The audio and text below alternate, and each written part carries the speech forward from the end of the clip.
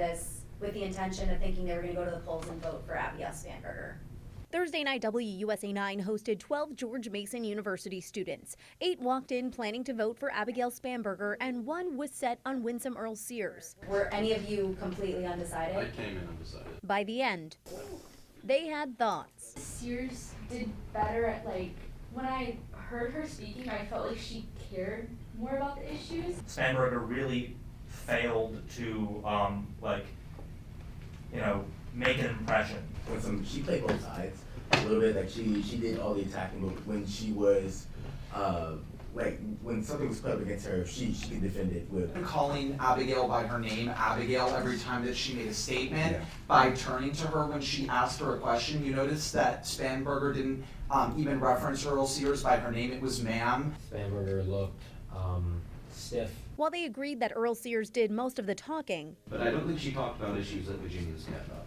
one part that stood out to them, Spanberger saying Earl Sears voted for anti-LGBTQ measures. Earl Sears responding out of turn that wasn't discrimination, I thought was probably like the most shocking moment of the debate for me. I think the kind of biggest theme that we saw in tonight's debate was the rhetorical pattern and constant idea of deflection. And it was kind of this idea that voters are going to be the ones that decide big issues, that governors should in reality be deciding. But the interrupting on Earl Sears' part got mixed reviews from the students. All the analysis that goes into this will be about the things that Earl Sears said, what she did wrong, and what worked really well for her. Now that we know that there's going to be a female governor, she kind of represents that. She's not just going to sit back and be quiet, right? And I think that a lot of people that, because of that, they want a governor who's going to go out and make change. If you interrupt every time she speaks, that is a clear indication that you are not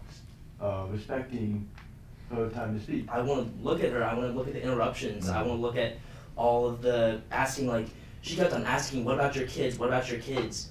To me, that's something Trump would do to his opponent, and people, even though they don't like that, they say they don't like that, they love it. Me as a young voter, I'm not going to look at someone who's blatantly disrespectful, someone who's always willing to interrupt somebody to be able to get what they want. Do you guys all feel like that? Do you feel like you're walking away disappointed? So although I can't say there was a definitive winner, I do think there was a definitive loser, and that was definitely everybody watching the debate tonight. Good to be good. Katie Lusso, WUSA 9.